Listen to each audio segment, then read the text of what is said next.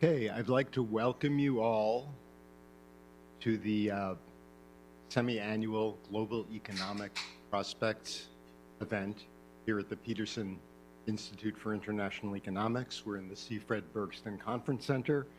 My name is Maury Obstfeld. I'm a senior fellow here, and I'm standing in this time for our president, Adam Posen, who is traveling abroad. We do this event twice a year, the week before the annual meetings and the spring meetings of the IMF and the World Bank. We do it to provide our own independent and nonpartisan take on where the global economy is going. And we do it also as a kind of curtain raiser for our macro week, which occurs in parallel with the meetings of the bank and the fund. We have three speakers today. Karen Dynan, who has led the Global Economic Prospects since 2017, will be the leadoff speaker with her projection of where we are going. And of course, the current election season makes the uncertainty even greater than it usually is, because policies will definitely depend on the outcome. Alejandro Werner, who is also, like Karen, a Peterson Fellow, will be presenting on Mexico. Mexico has just had a presidential transition. It's also going to be very much on the radar in the coming years with the renegotiation of the USMCA trade pact. So that is a very relevant topic.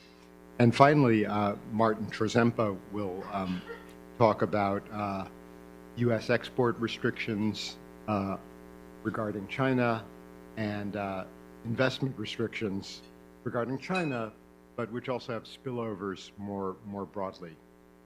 Let me say something about our upcoming calendar, and then I will come back to the bios for the speakers. We have a number of events this week and also the macro events next week. Since you're probably not going to write down everything I say, you can easily find everything by going to piie.com/events.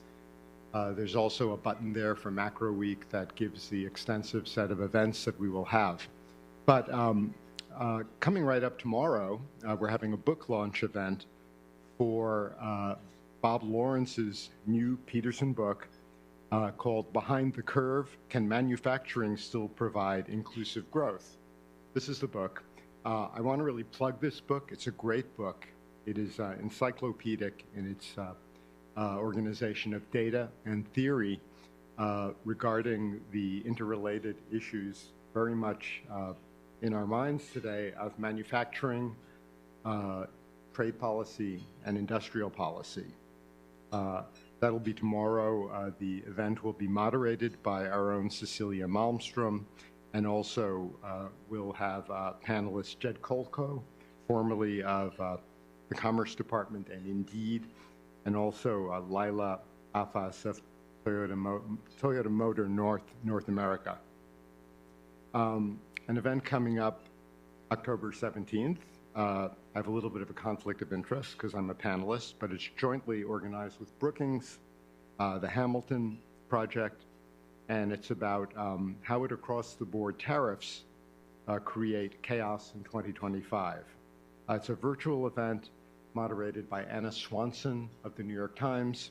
The panelists are myself, Wendy Edelberg, and Jason Furman, who's of course also a fellow here at Peterson. On Thursday, October 17th, we have an event jointly with the Princeton School of Public and International Affairs, which will be held at the Princeton DC Center around the corner, and that is on China's economic troubles, temporary woes, or structural reckoning. A number of panelists, including our own Martin Trzempa, who you'll hear later today, and Yeling Tan. And on Monday, October 21st, The first day of Macro Week, Geopolitics and International Trade and Finance, Knowns and Unknowns. This is a conference which is jointly organized by us, Peterson, but also the Bank for International Settlements and the World Trade Organization. The Macro Week events proper are a series of remarks by policymakers along with some other events. On Monday, we're having the Saudi Arabian Minister of Finance, Mohammed Al-Jardan. On Tuesday, the Governor of the Bank of Portugal, Mario Centeno. Also on Tuesday, the Finance Minister of Paraguay, Carlos Fernandez. Also on Tuesday, Bank of Finland Governor Olli Rehn. Wednesday, a Geneva report launch on much money, little capital, and few reforms, the 2023 banking turmoil. Same day, the Deputy Governor of the Banque de France, Agnès Benassi-Corré, will be speaking about monetary policy transmission across the euro area. On the same day, the Governor of the Reserve Bank of New Zealand, Adrian Orr. Again the same day, a panel on Liechtenstein's path to IMF membership, which will be moderated by Adam Posen, and also will include Daniel Risch, the Prime Minister of Liechtenstein, as well as Yan Liu from the General Counsel's office at the IMF. On Thursday, we will have remarks by Ida Wolden-Basche, the Governor of the Norwegian Central Bank, and finally, also on Friday, the Governor of the Reserve Bank of India, Shaktikanta Das, will be speaking 3 to 4 p.m. So, again, you can find these all listed at PIIE.com/events. Let me just introduce our speakers very briefly. Karen, as I mentioned, has been running this show since 2017 when she joined Peterson as a non-resident fellow. She's a professor of practice in the Harvard University Economics Department. She served as the Assistant Secretary for Economic Policy and the Chief Economist at the U.S. Treasury Department in the Obama administration, and I had the pleasure of being Karen's colleague then. Prior to that, Karen was co-director of economic studies at Brookings and worked at the Federal Reserve on forecasting household finances and the Fed's response to the financial crisis. Our second speaker is Alejandro Werner, also a non-resident senior fellow and the founding director of the Georgetown Americas Institute. Alejandro was the head of the Western Hemisphere Department at the IMF with responsibility for a very large array of countries. We were also colleagues when I was at the IMF. I seem to have been everyone's colleague at one point or another. Previously, Alejandro was the Undersecretary of Finance and Public Credit of Mexico in the Finance Ministry. He also was at the Central Bank, the Banco de Mexico.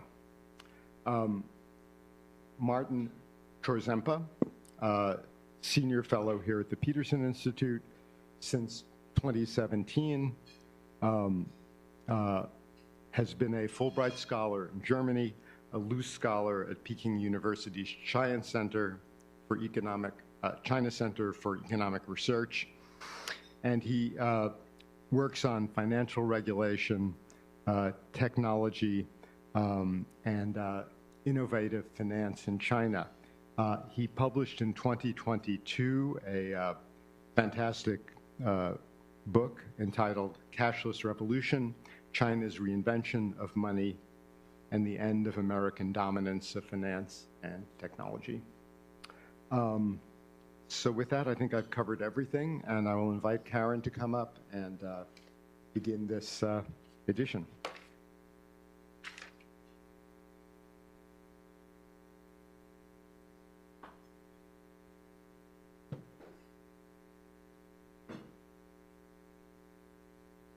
Thank you, Maury. Just waiting for my slides to come up. Oops, they are not up on the screen. Well, yeah, if you could check that out.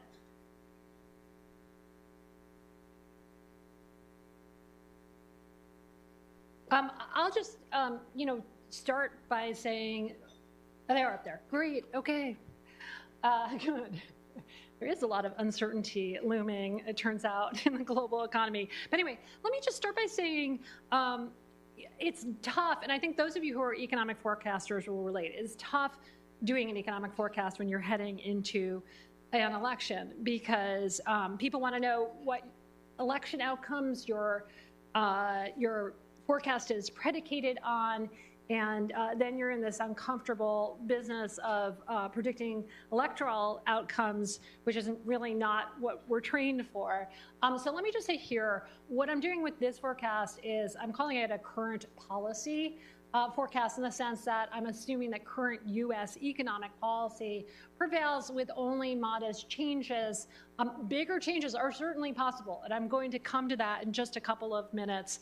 But you can think of this forecast I'll present as my current policy forecast, both for the United States and for kind of the global economy, since there are spillovers from the United States in the global economy. Anyway, my baseline forecast is calling for fairly steady GDP growth of 3.2% in 2024 and 2025. It's only a little bit higher than it was in 2023. There are differences across countries, and I will come to that later in the presentation.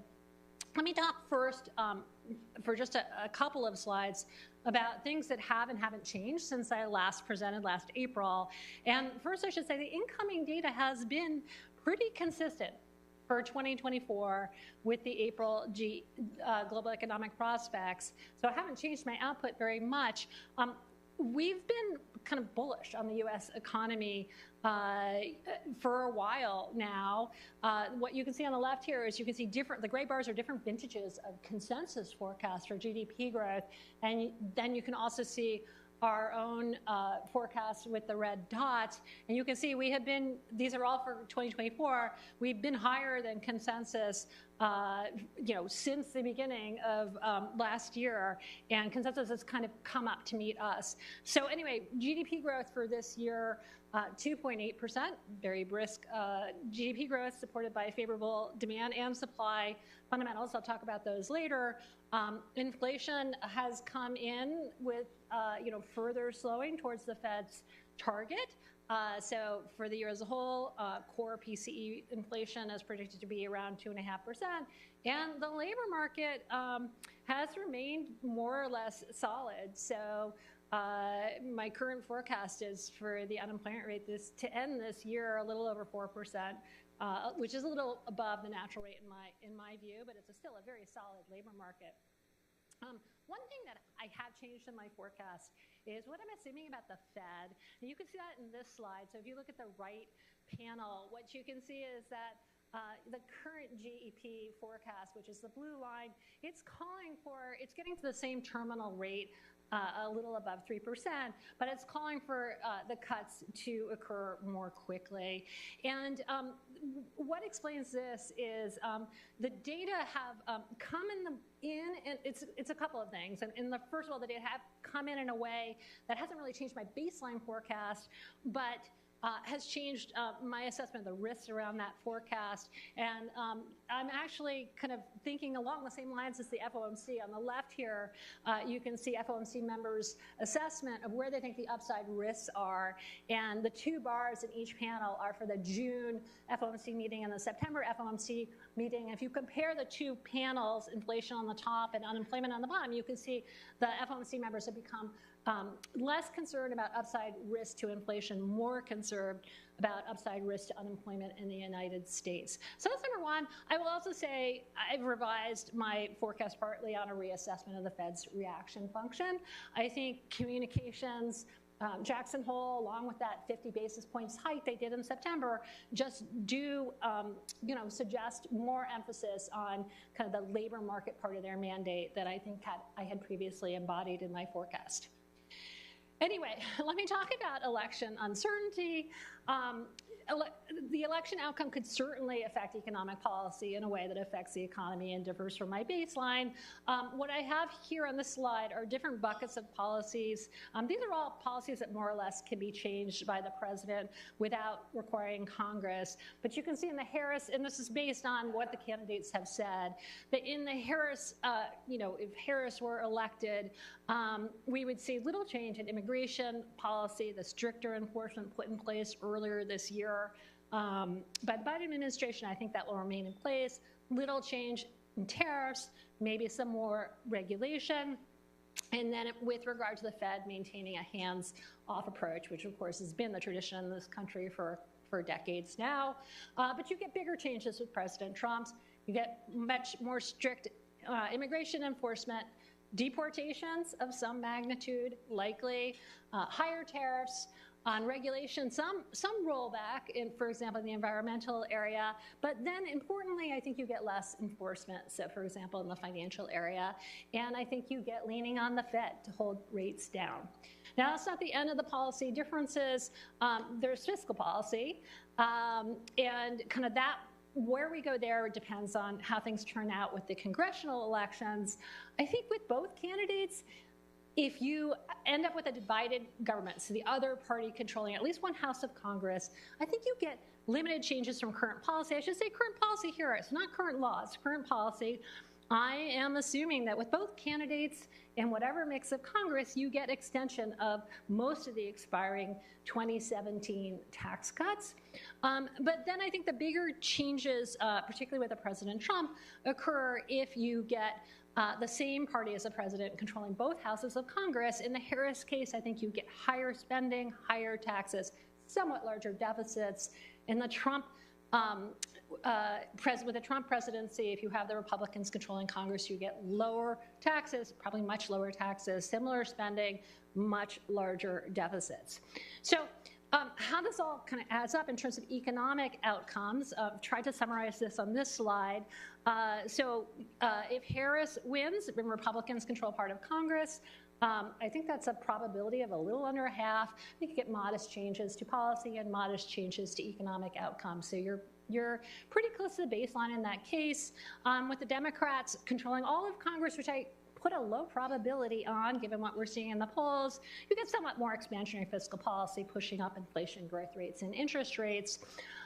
With a Trump victory and Democrats controlling part of Congress, you get tighter immigration, higher tariffs, pushing up inflation and interest rates, and probably on net pushing down growth in the short term. I put a probability of about a quarter on that. If you get Republicans controlling all of Congress, and this is where I think you see the bigger deviations, tighter immigration, higher tariffs, which the president can do himself, but then you get this much more expansionary fiscal policy pushing up inflation and interest rates significantly in the short term, and there could be real kind of differences there. I will refer you to an excellent PIIE analysis by McKibben, Hogan, and Noland that tries to kind of quantify the risk. But that's what I think has probability of about a quarter. Okay, so final thing I want to say about uncertainty, it's not clear markets may have absorbed all the risks that are out there. We were just having a conversation at our lunch table about how the stock market just keeps, in the United States, just keeps going up. But what I have here on this slide pertains to monetary policy. This is a series that it's data that the Atlanta Fed puts out based on option prices, where you can look at market implied uncertainty around the Fed funds rate. I've drawn the market implied interquartile range. That's what the shaded area on this graph. You can see that a year from now, this range implies a Fed funds rate between 2.7% and 4.2%. So that upper end is 50 basis points below where we are now. Now, I don't know what's in that kind of upper tail of what's implied by options, but I have to say, this seems to me that with inflation still running above the Fed's target now, and these possible policy changes that put significant upward pressure on inflation, that could well require a funds rate above this range. But, you know, and if you were to talk to Adam Pose is not here, but, you know, if you were to talk to Adam, he's gone on record saying that with a Trump presidency, in particular, the odds of seeing funds rate hikes are quite high. Okay, so let me go now to baseline U.S. forecast for next year, and then I'll talk about the international picture. But you can see my baseline forecast is with current policy mostly continuing. U.S. economic activity should moderate in 2025. So I've got the year-on-year growth rate declining from 2.8% to 2.0%. Next year, I should say that 2.0%, that is still a very good, it's lower than this year, it's still a very good number. It's above where we thought pre-pandemic trend was. And it's really a story about kind of just normalization, fundamentals that have been so strong ebbing a bit. And then for labor markets, I've got the unemployment rate remaining fairly low. It does decline next year in my forecast despite the lower GDP growth. But what's going on there is I think there have been some temporary factors that have boosted the unemployment rate some this year, and we're coming back to, again, more normal level. So I do want to flag, let me think for a minute. Okay. Let me turn now to kind of the inflation side of my forecast. So first of all, U.S. inflation has continued to decline. I have broken out, since the CPI is fresher than the PCE price index, I'm using the CPI in this slide, but I've broken out the three categories of core inflation that I think really should be modeled separately. And the dark lines are the 6-month change, so they're a little more timely than a 12-month change, which is why I like to look at them. But if you look at core goods inflation, it has come down to its pre-pandemic range, despite some fluctuation. It has stayed in that range, so it is low. Services inflation, it remains above the pre-pandemic range, particularly in the shelter category, because of kind of ongoing increases in rents and house prices. But you can see it is decelerating, and you can see that's true for other services as well. Before I show you my forecast, I want to kind of come back to kind of why we're seeing ongoing disinflation despite kind of what's been really strong GDP growth. And this is something I talked about last April. We've had these supply side developments that really have been quite important, that have allowed kind of productive capacity in this economy to rise and meet this strong demand. So I will highlight two on this slide, which is the prime age labor force participation rate. You can see that series has risen a bunch, and it is at its kind of highest level in more than 20 years. So that's been helping to support labor supply and potential output. But you can see on the right, these big immigration numbers that we have realized. With people coming over the southern border. I've plotted CBO's estimates, which I think are the best estimates out there. I did, and you can see the series shooting up. I did cut off the 2024 number because they did their forecast before the Biden administration decided or put down measures that implied tighter immigration enforcement. So I think we don't know what 2024 will look like. I suspect it will look kind of a bit below 2023. So I do want to kind of mention that. I will also say that when people talk about immigration lowering inflation, you often get challenged with the point, well, immigrants, they also consume stuff too, so they push up demand. So my view is on net, kind of the positive effect on supply dominates.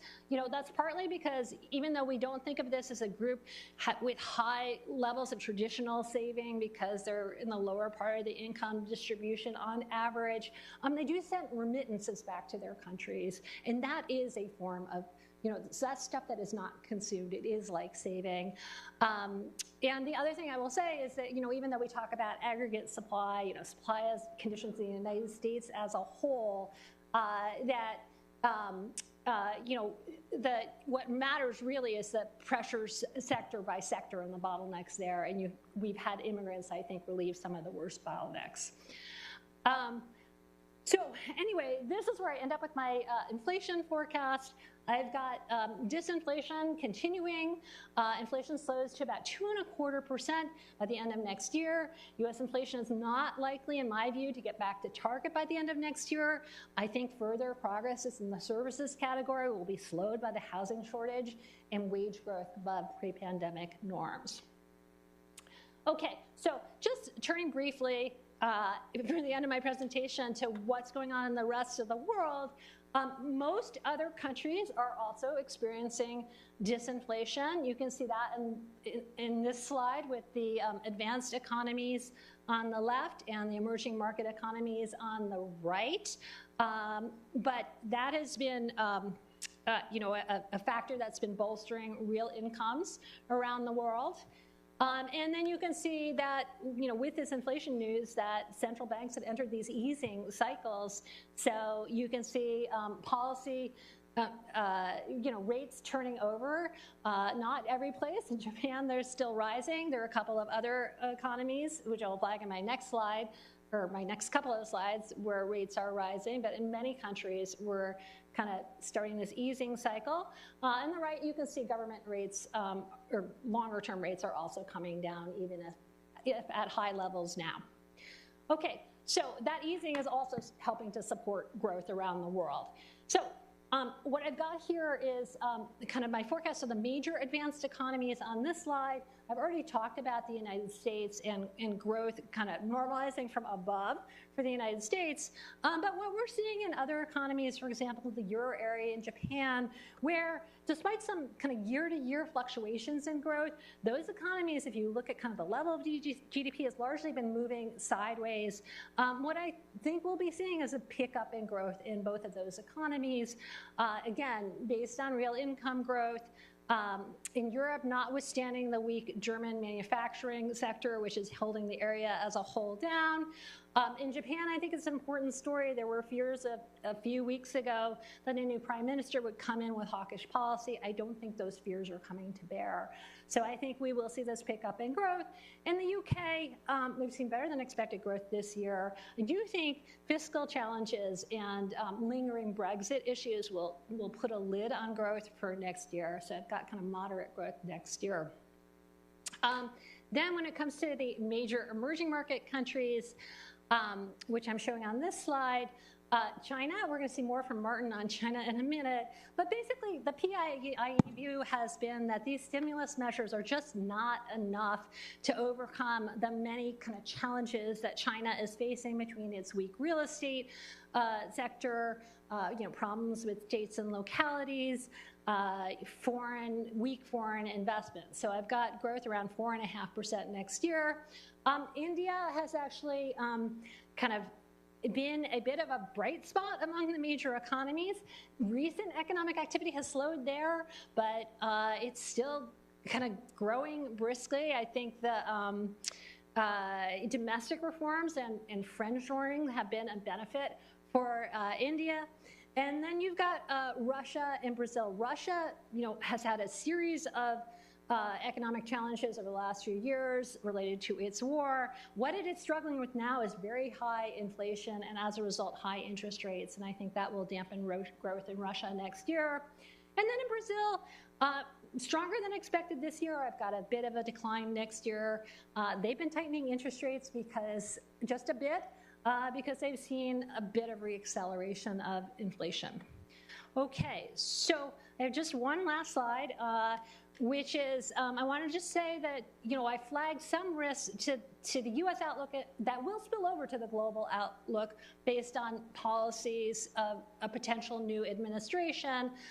They will spill over in the sense that lower growth here, higher inflation here will kind of affect kind of the same variables in the same direction in other countries.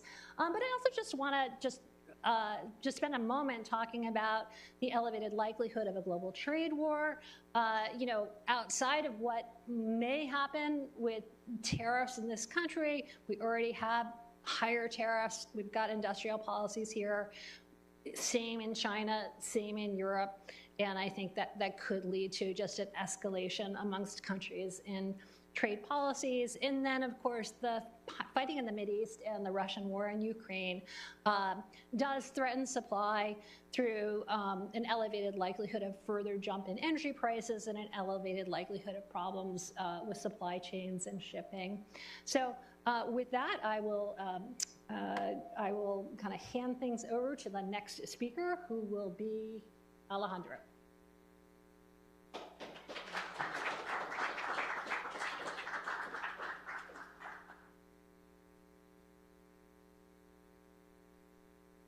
Thanks, Karen.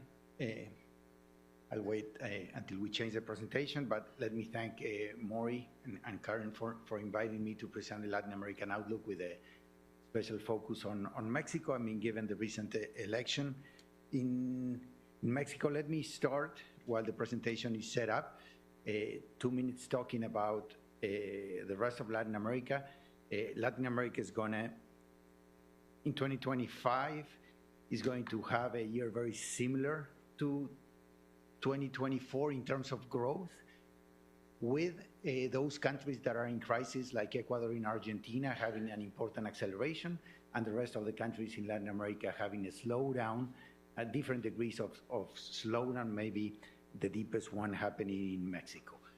Following what Karen said on Brazil, I think also some fears of fiscal slippages and fiscal weakening, together with the increase in inflation, with the weakening of the real, has actually stopped the easing cycle and generated this small tightening cycle that will take place in the next few months.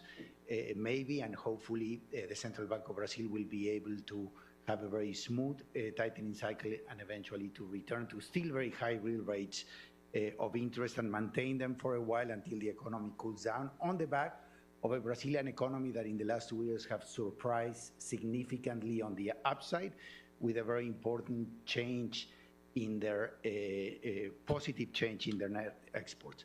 Just quickly turning to Argentina, exchange rate rate stabilization has been working on the back of a very important conviction to fiscal orthodoxy at the cost of building up a significant appreciation or actually loosening the weakening of the currency that they achieved at the beginning of the administration, and to the extent that the political cycle, given that they have midterm elections next year, really focus the government on doubling down of its achievement of reducing inflation, I think we will see a very important consolidation of this macroeconomic strategy of tight fiscal and exchange rate based stabilization at the cost of building up an important overvaluation, and also at the cost of really hurting a little bit the accumulation of international reserves, that it's an important precondition to loosen their capital markets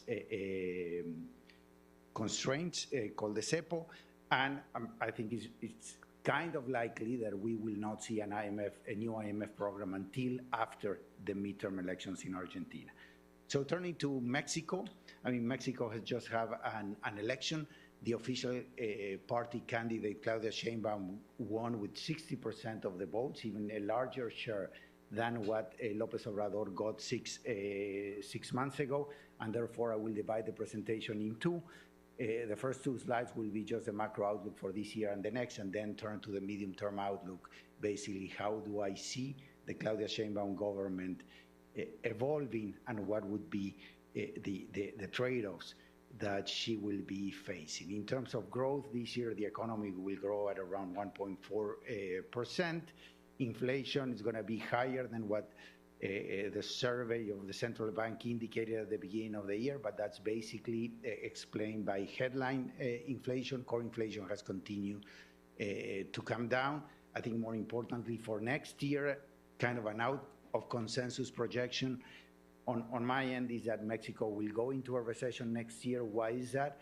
On the first hand, because the Mexican economy has been barely flat this year, and the 1.4% growth is basically helped by, I mean, it's just a carryover from last year. Secondly, in the last 6 changes of administration in Mexico, we have seen this political business cycle playing out. I mean, we have seen an important deceleration of the economy, even in those years in which Mexico didn't have a crisis at the end of a government.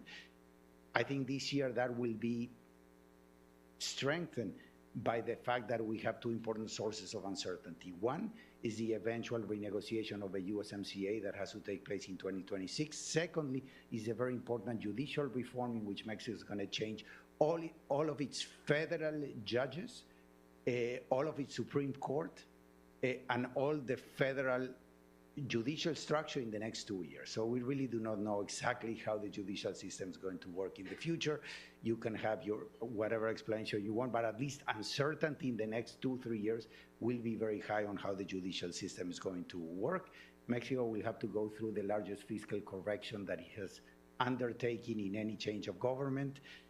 And I think potential GDP might be being revised a little bit downwards.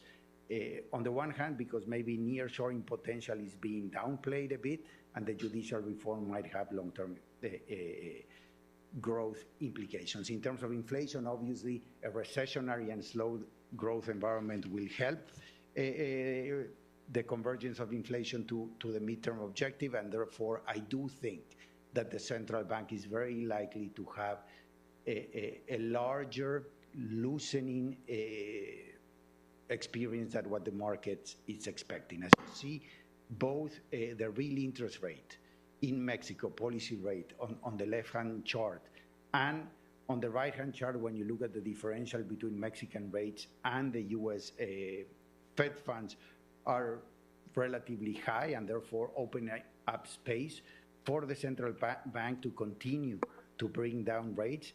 And being the recession and out of consensus scenario, I do think that we will end 2025 below the 7.75 interest rate that the market is expecting for next year. Now turning to the medium term, López Obrador administration has basically been one in which we have seen a lot of redistribution, no growth, and stability. You can see redistribution both from the national account, the share of income going to labor significantly increased in the last 6 years. In the middle chart, when you look at income expenditure surveys, basically consumption of the lowest 6 deciles have experienced the largest real increase in the last 4 administrations. And per capita GDP has been stagnant there. We compare it with previous administration. And this has come with a stable economy in terms of inflation, in terms of fiscal policy, etc. However, I mean, markets are pricing Mexico as a country that faces some risks of losing investment grade. Basically, there we plot several countries' sovereign ratings with its CDS spread. I mean, to the right of the vertical line, basically, you have the investment grade countries. And as you see, Mexico is above the fitted line, basically showing perceived risk, both from the institutional side and also from the fiscal side. On the fiscal side, we have seen a relatively conservative government until the last year, where you see that important spike in the deficit and the primary deficit. Debt actually increased a lot in the previous 2 administrations and has significantly slowed down its pace of growth in the last administration.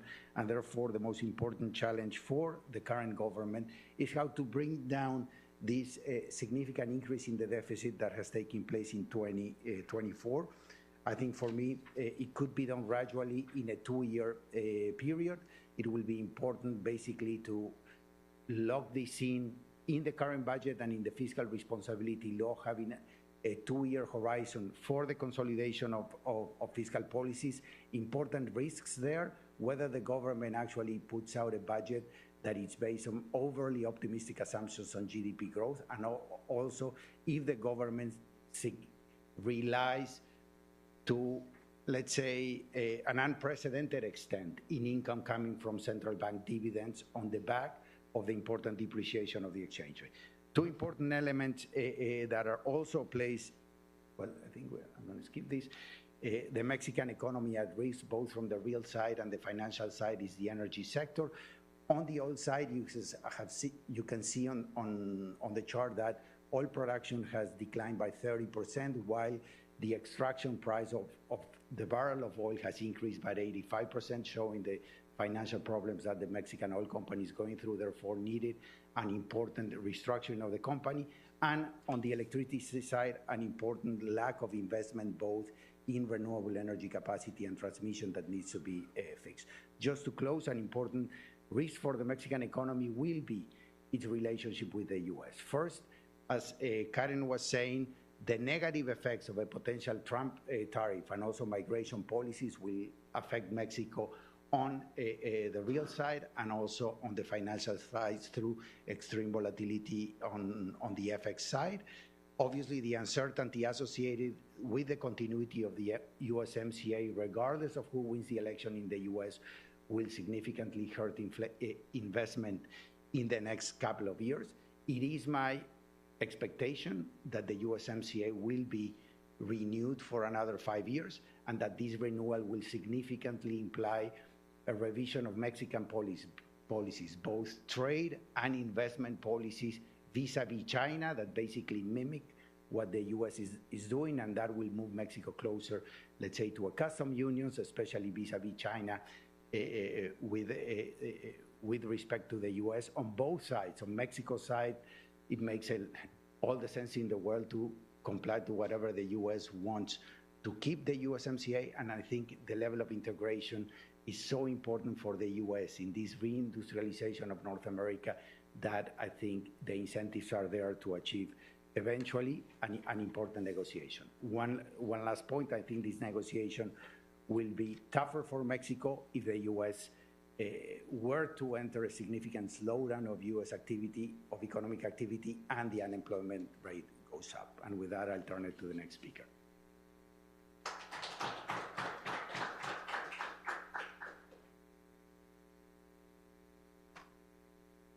That point on China is a really helpful segue into my presentation on U.S. restrictions on China, which is a major risk factor, not just for, I'm trying to make this go back to the beginning, not just the U.S. and China, but because they apply often extraterritorially to other countries. We'll get into that as well. We all know that economic measures restricting interactions with Chinese firms have proliferated. And I want to note before I go into a presentation mostly focused on economic costs and potential risks of expanding these measures, that a lot of these are driven by real, legitimate national security, human rights, and other objectives that I just don't have the ability and time to get into, but the economics is an important piece, but only a piece. These so far have been wide-ranging and have enjoyed bipartisan support. That includes everything from investment, sanctions, export controls, restrictions on connected vehicles, imports into the United States, and also many of these apply extraterritorially. For example, if one screw on a Dutch semiconductor manufacturing equipment piece is American, then the U.S. says we have the jurisdiction to control that export from the Netherlands to China. First, I'm going to drill into investment security. The Committee on Foreign, the CFIUS reviews, which screen investments in the U.S. For national security risks. And what we see here is that the number of transactions that have been subject to review doubled from late Obama to the late Trump administration. And importantly, they've continued a similar trend under Biden. There hasn't really been much of a deviation. In part, it's because Congress expanded the powers of CFIUS to look at new types of transactions like venture capital, which are minority investments, not previously reviewable. CFIUS has blocked a lot of major transactions, everything from the current mess around TikTok to semiconductors, LGBT dating apps, and more. And I calculate they've blocked about $121 billion in major deals since 2016. And to put that in perspective, in 2023, the U.S. had about $136 billion in total FDI in the United States to buy U.S. firms. So it's quite significant. And these reviews have ensnared rivals and allies alike. And in part, that's because allied countries have made much more investments in the U.S. than China does. And they also invest more in sensitive sectors because they, at least in the past, have believed that they can get their transaction through CFIUS, even if it's sensitive. And of course, there might be a little bit of overconfidence in that, as we've seen with the Nippon Steel deal, which is currently still tied up in a review. We haven't seen this negatively affect overall FDI inflows to the U.S. at a macro level, but I think there are two risks that are underestimated about the potential further expansion of this depending on the election outcome. One is, that we can't yet see in the data is we don't see when a firm decides not to make an investment and doesn't bother trying to apply to CFIUS because they know CFIUS will reject it. It's costly and annoying to do that, so they don't even bother. The second is because the U.S. claims expansive jurisdiction. Even if you have only a small part of your company in the United States, the U.S. says we can review that. We can review investments in your entire company with CFIUS, even if you only have this tiny piece in the U.S. So that's an incentive that works against U.S. industrial policy, where a foreign firm might say, I don't want to make that investment in the United States because I don't want to be under the CFIUS net. Moving on to sanctions that apply to specific Chinese firms, on the left is the entity list, which is for export controls. And what I want to draw your attention to is the dark bar on the left. You see Trump and Biden have added almost exactly the same number of Chinese entities to the restrictive export control list. So there's virtually zero deviation from one to the other in how they've targeted China. But where you really see the difference is in the lighter blue bar, where Biden has added a lot more than Trump. That's because those are Russian entities, largely, which have been added to that. That's maybe something that would be different under the two administrations. On the right, if you look at the Chinese entities that are added to the dreaded specially designated nationals Treasury sanctions list, which kind of shuts off anyone on that list from the entire world financial system, anything that touches dollars, you see that Biden has done more than Trump here. Again, limited deviation.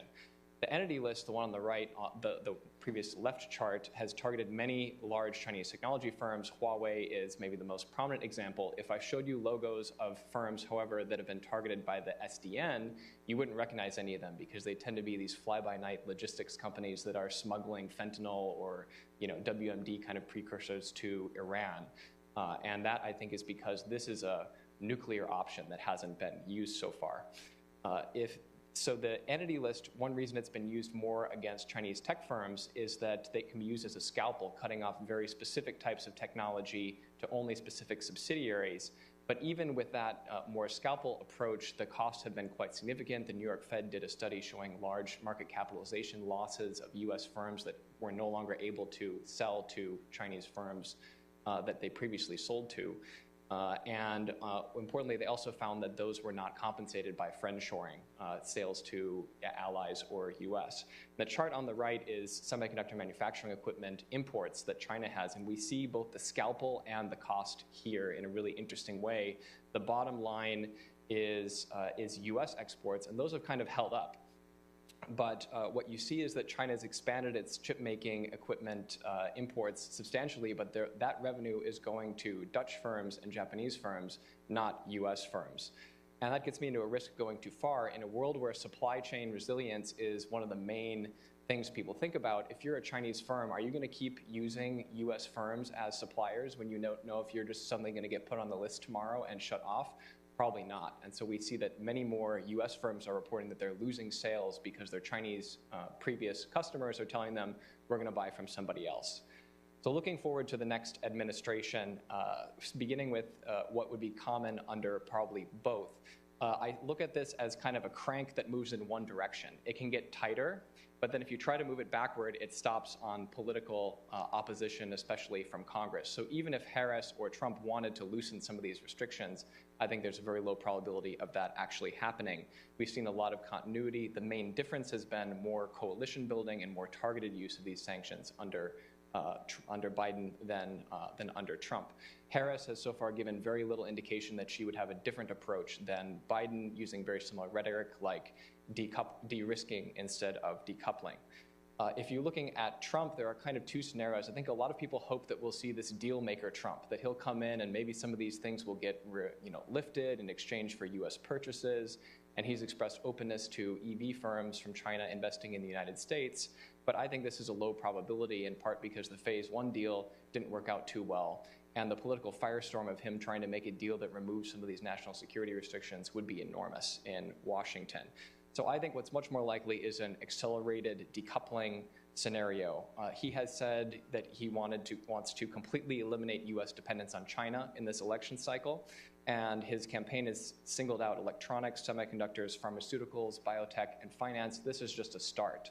And so I think we'd likely see this highly destabilizing advanced decoupling. I don't have time to do this whole chart, but I want to just go tell you how he would likely do this decoupling. One is in the export control side probably much more indiscriminate use, not of the entity list and of foreign direct product rule, not just as a scalpel, but instead applying this much more broadly to force U.S. firms to stop selling to China and also foreign firms to stop selling to China, even if the long-term costs would be enormous.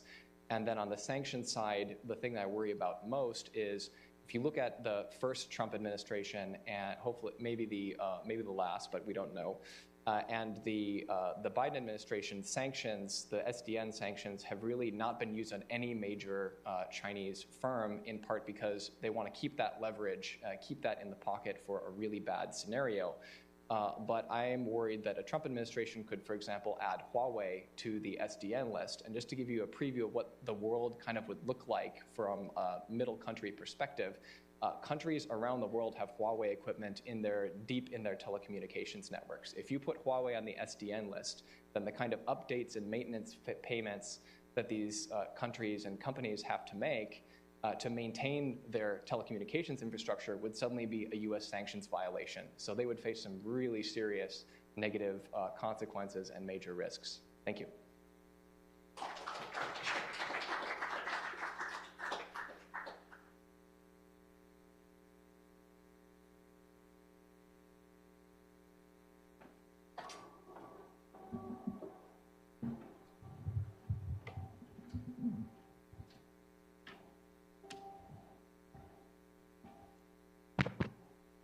Okay, we have about 10 minutes or so for audience questions. If you wish to ask a question, Jessica has a mobile mic. There's a standing mic at the back of the room. Please identify yourself at the beginning of your question, and we'll open it up.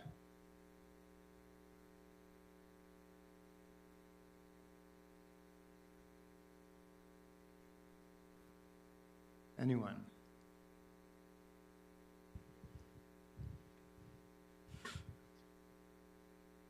Doug Redeker, Brookings and International Capital Strategies. For Karen and Maury and the whole group. Donald Trump, I hate to go back to this, but it's the elephant in every room. Donald Trump's economic policies seem to be summarized as whatever the problem is, a tariff will solve it.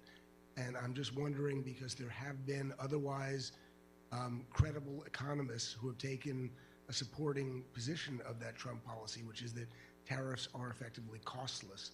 And I'm just curious what your response is to those that believe that tariffs are actually costless and are both a source of revenue and a means by which to advance our industrial policy and foreign policy. Maury has just put out a really good piece for you, Doug. So I'm going to let him talk first. Okay, well, thank you, Karen. Yeah, well, we at Peterson have kind of been beating the drum against tariffs. And our position is that basically they're costly, possibly very costly. They don't really accomplish the goals that their proponents advertise they will accomplish. And if you did want to accomplish those goals, and not all of those goals are unworthy, there are much better tools available. So, we have a number of Peterson items that address this. First of all, you could look at the item that Karen cited, which is the global simulation model results that Warwick McKibben, Marcus Noland, and Meg Hogan worked on.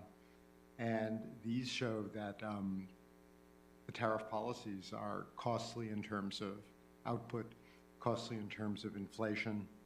And if your goal is to improve the U.S. trade deficit, they don't. If your goal is to restore U.S. manufacturing capacity, they don't. And there's a range of evidence from the last Trump tariffs that indicate why this should not be an unexpected result.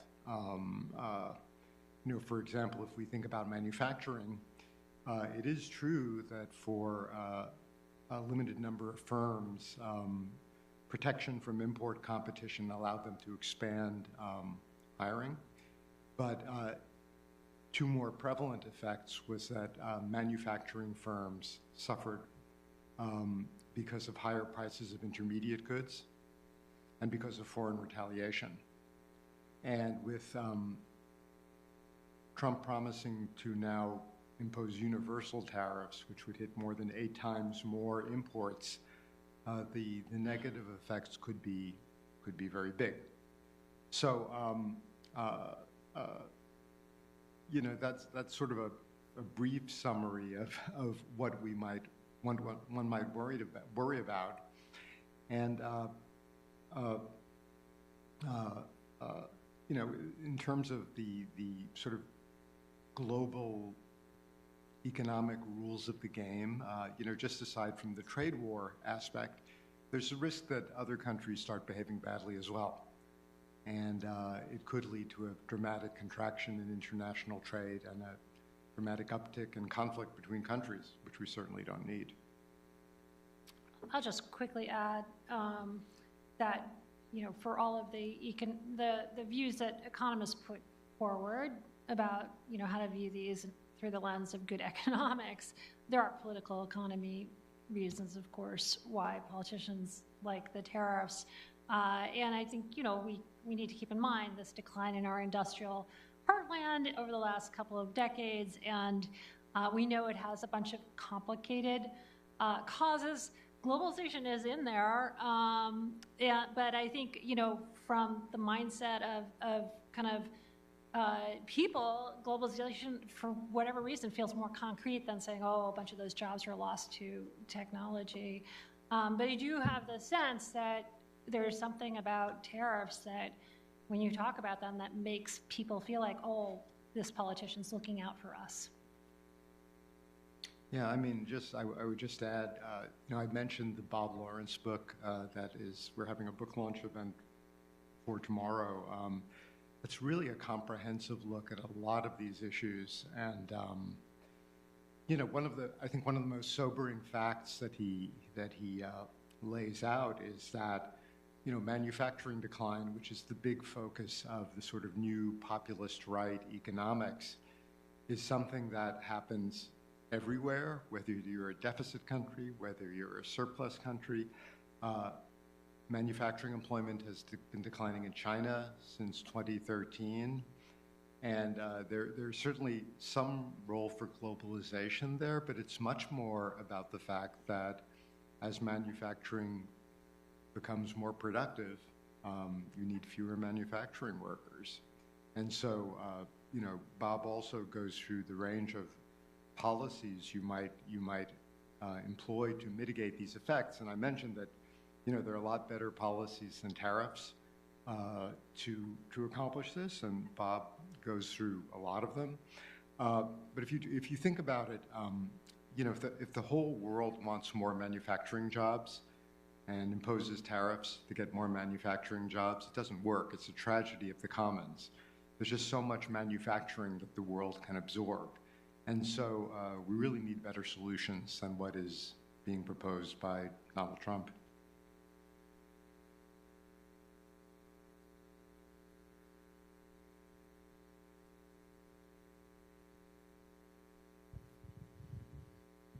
Stan Voyer, American Enterprise Institute. Karen, I was wondering if you could maybe talk a little bit about how you think about the sort of variance of outcomes around the scenarios that you've given for the U.S., especially where it comes to immigration and tariffs. Just how should we think about the uncertainty around your forecast? Like, is it like 20 basis points, 2 points?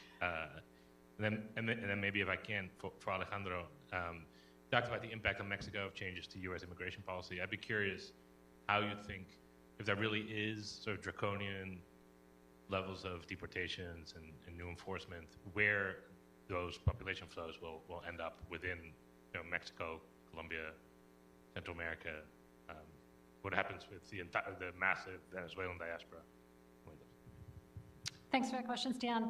I mean, I wrestled with this when I was putting together the forecast because I really did want to try to quantify things, but in the end, it proved very difficult because, you know, you have to make assumptions about the magnitude of the policy changes, the timing of the policy changes, as well as market reaction and the reaction of expectations and the reaction of the Fed. I guess I would say that what I think, I think we are, I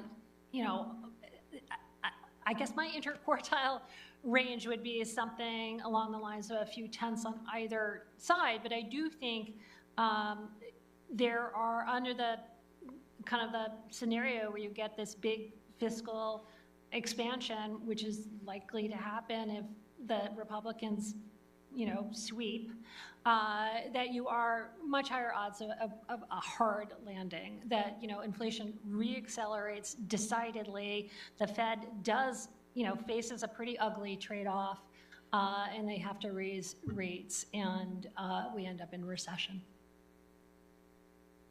Just quickly, not being an expert on migration, obviously the total flow of migrants will be affected. People will not be trying to come to the U.S. as much as they are now. That's one.